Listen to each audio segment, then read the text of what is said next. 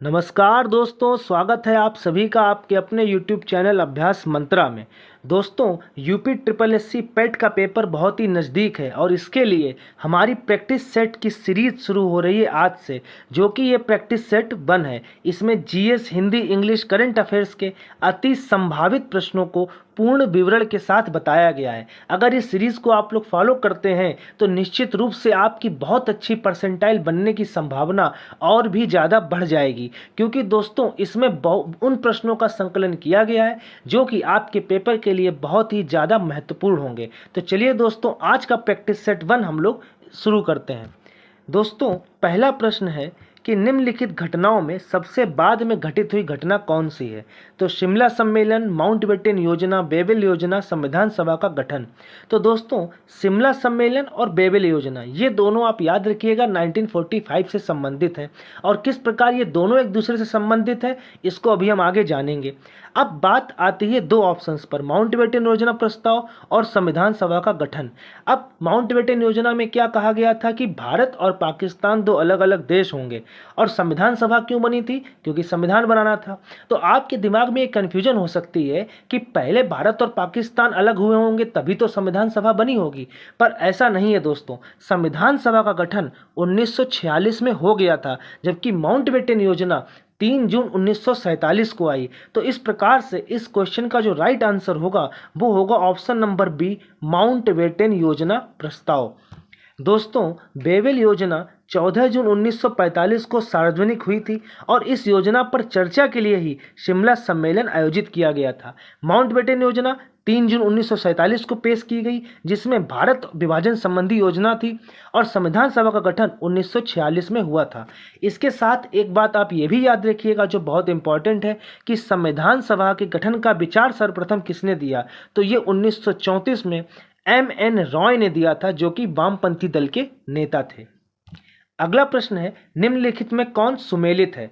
मद्रास की संधि, मंगलौर की संधि, रंगपट्टनम की संधि। तो दोस्तों, ये तीनों ही संधियां आंग्ल मैसूर युद्ध से संबंधित हैं और इस क्वेश्चन का जो राइट आंसर है वो है ऑप्शन नंबर बी, मंगलौर की संधि, ये जो कि 1784 में हुई थी। अब दोस्तों बात करें इन युद्धों की तो देखिए 4 आंग्ल मैसूर युद्ध हुए।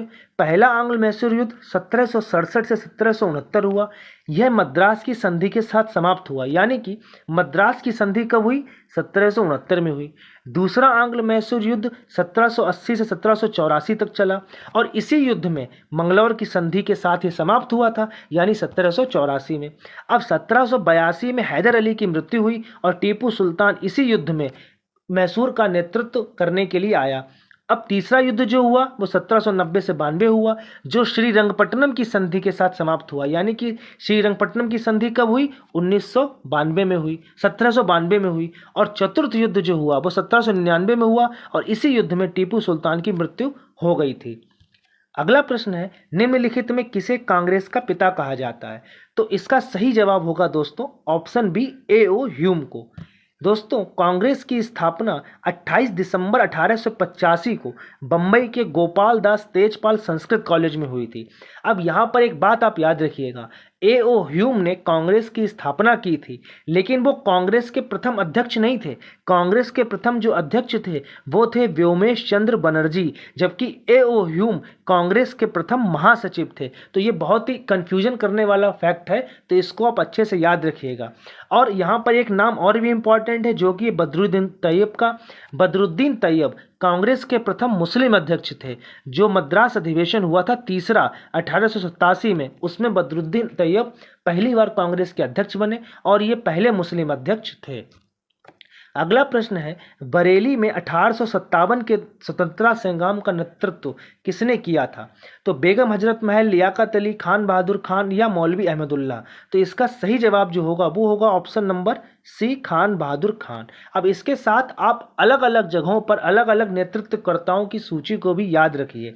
जैसे दोस्तों जनरल बख्त खान। अब यहाँ पर एक बात आप याद रखिए कि जनरल बख्त खान के साथ एक नाम आप और याद रखेंगे जो कि है बहादुर शाह जफर का। बहादुर शाह जफर के ही ये सेनापति थे और इन लोगों ने दिल्ली में नेतृत्व किया था।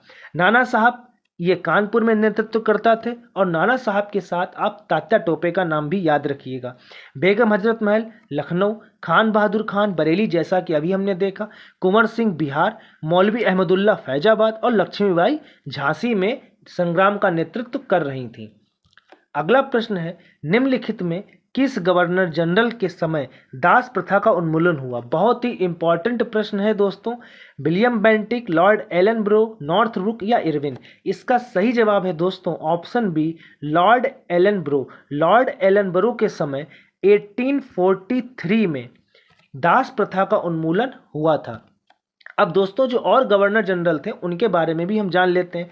विलियम बेंटिक के समय 1829 में सती प्रथा पर पूर्ण प्रतिबंध लगाया गया। और ये किसकी वजह से लगाया गया था? तो ये लगाया गया था जिसमें बहुत ही ज़्यादा योगदान दिया था वो थे राजा राम मोहन राय। तो राजा राम मोहन राय के प्रयासों से ही 1829 में विलियम बेंटिक के समय सती प्रथा पर पूर्ण प्रतिबंध लगा था। हिंदू विधवा पुनर्विवाह अधिनियम लॉर्ड कैनिंग के समय 1856 में पास हुआ था। और native marriage act Lord Northbrook के समय 1872 में पारित हुआ था। ये फैक्ट्स भी आप याद रखिएगा। अगला प्रश्न है, निम्नलिखित में कौन सा ग्रह अन्य 3 की अपेक्षा विपरीत दिशा में परिक्रमण करता है? तो इसका सही जवाब है दोस्तों ऑप्शन है शुक्र। अब यहाँ पर 2 ग्रह आपको याद रखने, एक तो शुक्र याद रखना है, दूसरा आपको अरुण याद रखना है। तो अरुण और शुक्र ग्रह 2 ऐसे ग्रह होते हैं जो अन्य की अपेक्षा विपरीत दिशा में परिक्रमण करते हैं। दोस्तों सौर मंडल में वर्तमान में कितने ग्रह हैं? तो 8 ग्रह हैं। अब सूर्य से दूरी के अनुसार उनकी स्थिति क्या है? तो बुध, शुक्र, पृथ्वी, मंगल, बृहस्पति, शनि, अरुण, वरुण। ये क्रम आपको याद रखना है, बहुत ही इंपॉर्टेंट है प्रश्न। इसके अलावा बुध सबसे छोटा ग्रह है जबकि बृहस्पति सबसे बड़ा ग्रह है। शुक्र सबसे गर्म ग्रह है। अब देखिए दोस्तों सूर्य के सबसे पास में कौन सा ग्रह है? बुध ग्रह है। लेकिन सबसे गर्म ग्रह कौन सा है? शुक्र ग्रह है। ऐसा क्यों है? तो ऐसा वहाँ पर कार्बन डाइऑक्साइड की अधिकता के कारण है। ये भी बात आप याद रखिएगा कि शुक्र ग्रह सबसे गर्म ग्रह क्यों है? तो वो कार्बन डाइऑक्साइड की अधिकता के कारण है। और शुक्र ग्रह को ही सांझ का तारा या भोर का तारा भी कहा जाता है। शुक्र और अरुण 2 ऐसे ग्रह हैं जो पूर्व से पश्चिम में घूमते हैं जबकि अन्य ग्रह पश्चिम से पूर्व दिशा में घूमते हैं। तो ये इनकी दिशा भी आप लोग याद रखिएगा। अगला प्रश्न है, निम्नलिखित में किस देश के साथ भारत अपनी न्यूनतम सीमा साझा करता है? तो देखिए दोस्तों भारत अपनी सीमा को 7 पड़ोसी देशों के साथ साझा करता है। सबसे ज़्यादा जो सीमा है वो है बांग्लादेश के साथ और सबसे कम जो सीमा साझा करता है वो है अफगानिस्तान के साथ। तो ऑप्शन डी इस क्वेश्चन का बिल्कुल सही जवाब है। दोस्तों भारत की स्थलीय सीमा 7 देशों से स्पर्श करती है, बांग्लादेश, चीन, पाकिस्तान, नेपाल, म्यांमार, भूटान और अफगानिस्तान। बांग्लादेश के साथ भारत 4096.7 किलोमीटर जबकि अफगानिस्तान के साथ सबसे कम 106 किलोमीटर की सीमा साझा करता है। अगला प्रश्न है, निम्नलिखित में से कौन सा दर्रा लद्दाख में स्थित है? तो दोस्तों इसका सही जवाब है जोजिला दर्रा। देखिए दोस्तों बुर्जिल दर्रा, बनिहाल दर्रा और पीर पंजाल दर्रा ये तीनों दर्रे ही जम्मू कश्मीर में स्थित हैं जबकि जोजिला दर्रा लद्दाख में स्थित है। अगला प्रश्न, पश्चिमी घाट पर पाए जाने वाले दर्रों का उत्तर से दक्षिण की ओर सही क्रम क्या है? अब यह प्रश्न बहुत ही ज़्यादा इंपॉर्टेंट है आपके लिए।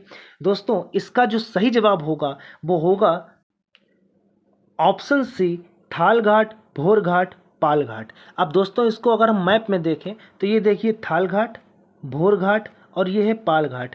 ये जो थाल घाट और भोर घाट हैं ये दोनों महाराष्ट्र में हैं जबकि यह पाल घाट दर्रा केरल और तमिलनाडु की सीमा पर स्थित है। तो इसका सही जवाब होगा ऑप्शन नंबर सी, थाल घाट, भोर घाट और पाल घाट। अगला प्रश्न है, वेल्थ ऑफ नेशंस पुस्तक के लेखक कौन है? अब दोस्तों कार्ल मार्क्स, इनकी पुस्तक आप याद रखिए जो बहुत इंपॉर्टेंट है उसका नाम है दास कैपिटल। और वेल्थ ऑफ नेशंस के पुस्तक के लेखक हैं ऑप्शन बी, एडम स्मिथ। अगला प्रश्न, निम्नलिखित में प्राथमिक क्षेत्र से संबंधित है। अब यहाँ पर ये क्वेश्चन आया है प्राथमिक क्षेत्र का। अब ये क्या होता है आइए पहले इसके बारे में जान लेते हैं।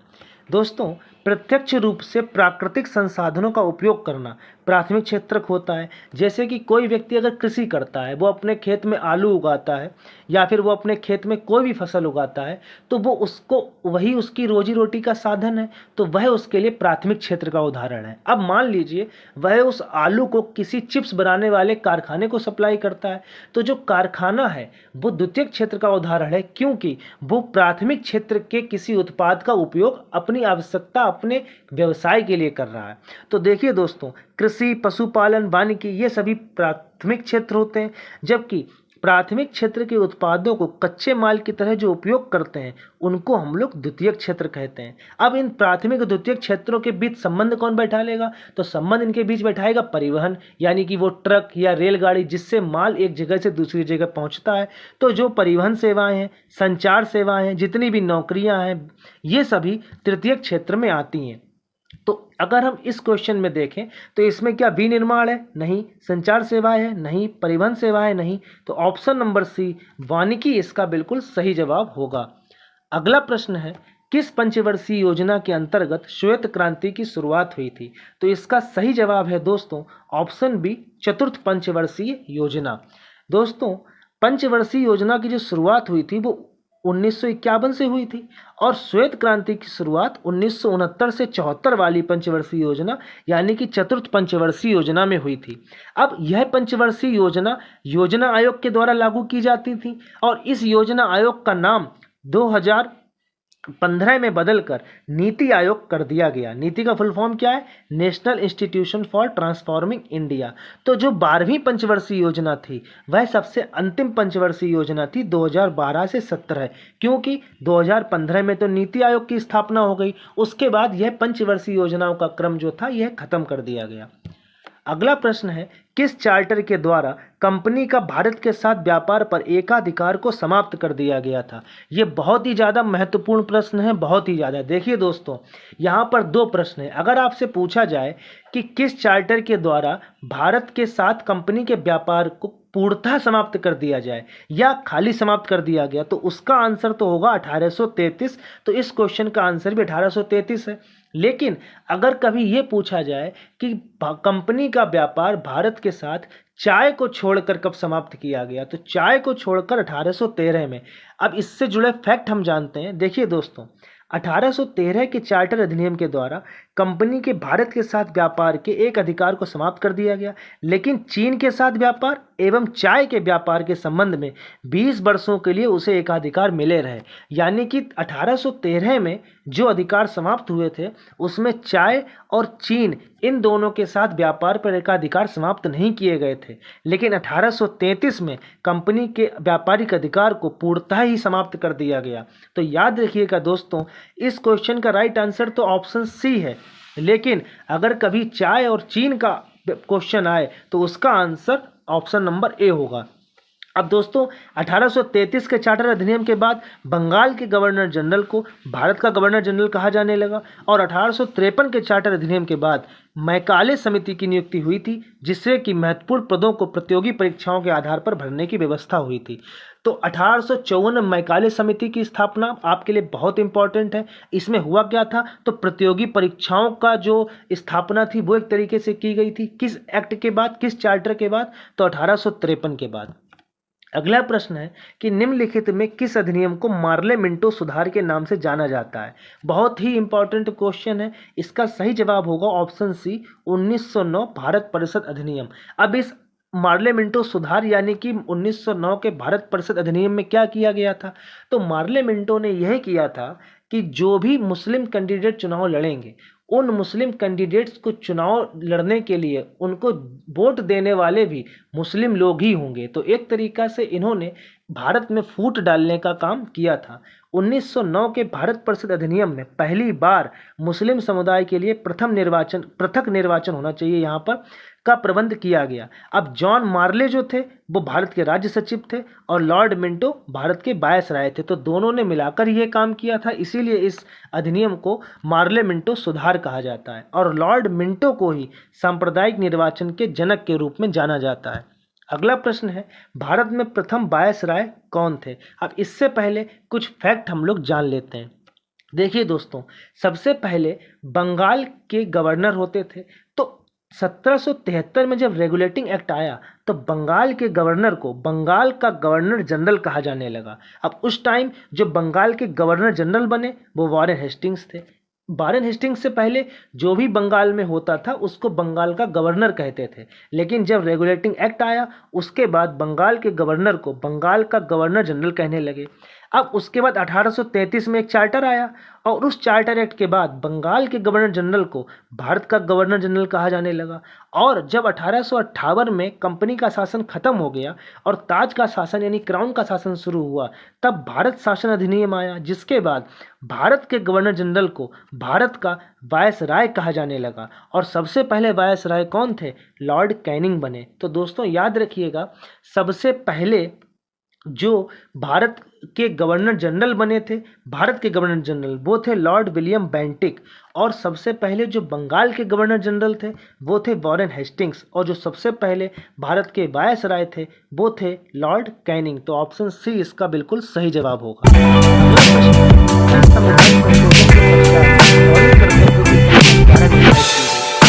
संविधान संशोधन नहीं दोस्तों, 44वें ऑप्शन सी 42वें संविधान संशोधन में मौलिक दोस्तों 42वें संविधान संशोधन 1976 में हुआ था। याद रखिएगा, मिनी कॉन्स्टिट्यूशन भी कहा जाता है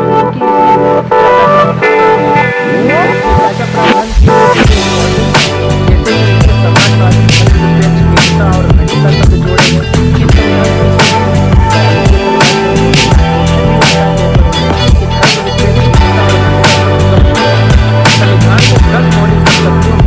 क्या प्रावधान किए जैसे कि समाजवादी धर्मनिरपेक्ष एकता और अहिंसा शब्द जोड़े गए। संपत्ति के अधिकार को मौलिक अधिकारों से हटाकर विधिक अधिकारों के और इस संविधान संशोधन में मतदान के लिए आयु सीमा 21 वर्ष तक बढ़ाकर 18 वर्ष कर दी गई थी। इस क्वेश्चन का राइट आंसर होगा ऑप्शन सी। अगला प्रश्न है, यांत्रिक ऊर्जा को विद्युत ऊर्जा में बदलने वाला उपकरण कौन सा है? तो दोस्तों देखिए, विद्युत मोटर क्या करती है? विद्युत मोटर तो विद्युत से चलती है और विद्युत से चलने के बाद वो पानी को आपकी टंकी में पहुंचाती है। यानी कि विद्युत मोटर क्या कर रही है? विद्युत ऊर्जा को यांत्रिक ऊर्जा में बदल रही है। सितार क्या कर रहा है? ध्वनि उत्पन्न करता है, यानी वो तो ध्वनि ऊर्जा से संबंधित हो गया, तो ये तो ऑप्शन गलती हो गए दोनों। लाउड स्पीकर भी क्या कर रहा है? ध्वनि उत्पन्न कर रहा है, तो ये भी गलत हो गया। तो ऑप्शन ए इसका बिल्कुल सही जवाब होगा। कुछ युक्तियां दी गई हैं जो कि आपको याद रखनी चाहिए, जैसे कि डायनमो, मोमबत्ती, माइक्रोफोन, लाउड स्पीकर। तो इसका स्क्रीनशॉट आप ले लीजिए और याद रखिएगा इन सबको, क्योंकि यहाँ से एक क्वेश्चन आने की बहुत अधिक प्रबल संभावना है। अगला दोस्तों है क्वेश्चन, धातुओं के संबंध में कौन सा कथन सही नहीं है? धातु वे तत्व हैं जो इलेक्ट्रॉन को त्याग कर धनायन बनाने की प्रवृत्ति रखते हैं। यह स्टेटमेंट बिल्कुल सही है। चांदी विद्युत की सबसे अच्छी सुचालक है, यह भी बिल्कुल सही है। देखिए दोस्तों, आपके घरों में जो भी वायर होते हैं, जो भी तार होते हैं, वो कॉपर के बने होते हैं, लेकिन विद्युत की सबसे अच्छी सुचालक धातु चांदी होती है। तीसरा जो स्टेटमेंट दिया गया वो दिया गया है, सभी धातुएं ठोस अवस्था में पाई जाती। यही दोस्तों ऑप्शन गलत दिया गया है। यह गलत क्यों दिया गया है कि सभी धातुएं नहीं, ज़्यादातर धातुएं ठोस अवस्था में होती हैं, लेकिन सभी धातुएं ठोस अवस्था में नहीं पाई जाती। तो ऑप्शन सी इसका बिल्कुल सही जवाब होगा, क्योंकि वो धातुओं के संबंध में गलत कथन है। देखिए दोस्तों, पारा एक ऐसी धातु है जो सामान्य ताप पर द्रव है। अभी मैंने आपको बताया कि ज़्यादातर धातुएं ठोस अवस्था में पाई जाती हैं, लेकिन पारा किस अवस्था में पाई जाती है? द्रव अवस्था में पाई जाती है। अब देखिए दोस्तों, जो धातुएं होती हैं वो तो कठोर होती हैं, लेकिन सोडियम और पोटेशियम धातु इतनी मुलायम होती हैं कि वो चाकू से भी आसानी से काटी जा सकती हैं। तो दो क्वेश्चन आप और याद रखिएगा कि मुलायम धातुएं कौन सी हैं? सोडियम और पोटेशियम। और द्रव धातु कौन सी है? तो पारा है। अगला प्रश्न है, कोशिका भित्ति मुख्य रूप से किस पदार्थ की बनी होती है? देखिए दोस्तों, कोशिका भित्ति कोशिका की सबसे बाहरी परत होती है, लेकिन किसमें? पादपों में। जंतुओं में कोशिका की सबसे बाहरी परत कोशिका झिल्ली होती है। तो कोशिका भित्ति केवल पादपों में पाई जाती है, यह कोशिका भित्ति जंतुओं में नहीं पाई जाती। और कोशिका भित्ति किसकी बनी होती है? तो यह सेल्यूलोज की बनी होती है। अगला प्रश्न है समान द्रव्यमान संख्या लेकिन भिन्न परमाणु संख्या वाले तत्वों को क्या कहा जाता है? तो देखिए दोस्तों, उनको कहा जाता है समभारिक। द्रव्यमान संख्या का मतलब क्या? भार से। तो जिनका भार समान है, द्रव्यमान संख्या समान है, उनको समभारिक कहेंगे। देखिए दोस्तों, जिन तत्वों की परमाणु संख्या समान है उन्हें समस्थानिक कहा जाता है। जिन तत्वों का परमाणु भार समान है उन्हें समभारिक कहा जाता है। और जिन तत्वों में न्यूट्रॉनों की संख्या समान है उन्हें समन्यूट्रॉनिक कहा जाता है। तो जैसी परिभाषा वैसा ही वो शब्द है। तो आसान सा यह प्रश्न था। अगला प्रश्न है हिंदी का प्रश्न है, बहुत ही इंपॉर्टेंट, कि निम्नलिखित में पार्श्विक व्यंजन है। तो देखिए दोस्तों, रा की बात करें तो र वर्ण जो है यह लुंठित व्यंजन होता है। या और वाह आप याद रखिएगा, ये अर्ध स्वर व्यंजन होते हैं क्योंकि इनका उच्चारण स्वर की तरह भी, जैसे कि देखिए दोस्तों, गई लिखा है ये, और अगर इसको हम ऐसे लिख दें तो ये भी गई लिखा है। तो यहाँ पर या का उच्चारण स्वर की तरह हो रहा है। तो ऐसे ही इन दोनों का हम लोग अर्ध स्वर कहते हैं। लेकिन पार्श्विक व्यंजन जो है वो ऑप्शन बी है, ल। अगला प्रश्न है निम्नलिखित में किस वाक्य में पूर्वकालिक क्रिया का प्रयोग हुआ? अब पूर्वकालिक क्रियाएं क्या होती हैं? पूर्वकालिक क्रियाएं वो होती हैं, देखिए दोस्तों, पूर्व का मतलब होता है पहले। तो यानी जो काम पहले हो चुका हो वही पूर्वकालिक क्रिया है। अब जब कोई काम पहले हो चुका होगा तो उसमें कौन सा शब्द जुड़ा जाएगा? कर शब्द जरूर जोड़ा जाएगा। तो यानी कि देखिए, बच्चा टहलने जाता ये तो नहीं होगा। तुमसे मेरा काम नहीं किया जा सका, यह भी नहीं होगा। अध्यापक ने छात्र को डंडे से मारा, नहीं होगा। रोज आकर, अब इसमें आ गया ना कर, तो यही वाला ऑप्शन सही है। वह रोज आकर सो जाती है। तो ऑप्शन बी इसका सही जवाब होगा। अगला प्रश्न है घाट घाट का पानी पीना का अर्थ क्या है? तो ये तो बहुत ही आसान सा प्रश्न है। अनुभवहीन होना इसका आंसर बिल्कुल भी नहीं है, प्यास लगना भी नहीं, एक को दूसरे से भड़काना भी नहीं। ऑप्शन डी बिल्कुल सही होगा, अनुभव होना। घाट घाट का पानी पीना मतलब अनुभव होना। अगला प्रश्न, निम्नलिखित में कौन सा शब्द शेर का पर्यायवाची नहीं है? बहुत ही इंपॉर्टेंट प्रश्न और ऑप्शन भी बहुत ही अच्छे हैं। चित्रक, केसरी, चितल और मृगारी। देखिए दोस्तों, चित्रक शेर का पर्यायवाची होता है, केसरी भी होता है, मृगारी, मृगारी में दो शब्द हैं, एक तो मृग और एक अरि। तो अरि का मतलब दुश्मन, तो हिरण का दुश्मन, मृग का दुश्मन तो शेर होता ही है। तो ये भी है। तो ऑप्शन सी जो है यह शेर का पर्यायवाची नहीं है। यह किसका पर्यायवाची है? तो यह हिरण का पर्यायवाची होता है। तो ऑप्शन सी इसका सही जवाब होगा। अगला प्रश्न है अगम तथा आगम के क्रमशः अर्थ हैं। अब अगम और आगम, तो देखिए दोस्तों, अगम का अर्थ जो होता है वो होता है दोस्तों जहाँ जाना कठिन हो, यानी कि जहाँ, गम का मतलब होता है जाने से, तो जहाँ जाना कठिन हो वो अगम। तो शास्त्र दुर्गम नहीं होगा, सुख भी नहीं होगा, सुख वाला भी नहीं होगा। तो ऑप्शन डी, क्योंकि अगम का मतलब दुर्गम और आगम का अर्थ होता है शास्त्र से। तो ऑप्शन डी बिल्कुल सही जवाब होगा। अगला प्रश्न है नीति का ज्ञान रखने वाला शब्द समूह के लिए एक शब्द होगा। तो नीति का ज्ञान जो रखता है वो कौन होता है? नीतिज्ञ होता है। इसके साथ एक शब्द आप और याद रखिएगा, अभिज्ञ। अभिज्ञ शब्द भी जो होता है इसका अर्थ भी जानकार से होता है। इसी तरीके से विज्ञ, विज्ञ शब्द का अर्थ भी होता है विशेष जानकारी रखने वाले से। तो इस क्वेश्चन का जो राइट आंसर होगा वो नीतिज्ञ होगा। अगला प्रश्न है निम्नलिखित में शुद्ध वर्तनी वाला शब्द चुनिए। बहुत ही गजब के शब्द हैं और बहुत ही गजब का ये प्रश्न है। देखिए दोस्तों, अगर इस ऑप्शन की बात करें, ऑप्शन डी की, तो आप सबने समास विग्रह पढ़ रखा होगा। तो उसमें तो विग्रह इस तरीके से लिखा होता है। तो ये तो ऑप्शन बिल्कुल गलत ही हो गया।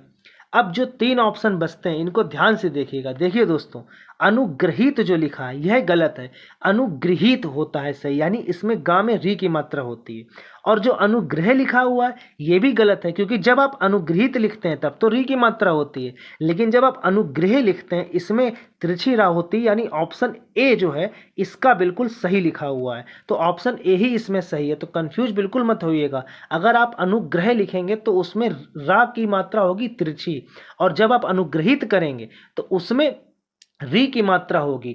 तो ये आप याद रखिएगा, ऑप्शन ए इसका बिल्कुल सही जवाब होगा। अगला प्रश्न है कितने पाकिस्तान के रचनाकार हैं? कितने पाकिस्तान बहुत ही गजब की ये किताब है, अगर कभी मौका मिले जरूर पढ़िएगा। और इसके रचनाकार हैं ऑप्शन नंबर सी, कमलेश्वर।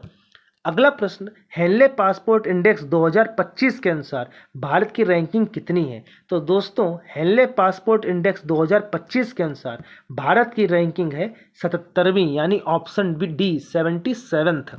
देखिए दोस्तों, हेनले पासपोर्ट इंडेक्स क्या बताता है? तो यह बताता है कि किसी भी देश का यात्री कितने देशों की यात्रा बिना वीज़ा के कर सकता है। तो इस रैंकिंग में नंबर 1 पर है सिंगापुर, और अफगानिस्तान सबसे अंतिम है, और भारत कौन सी पोजीशन में है? तो 77वें पोजीशन पे है।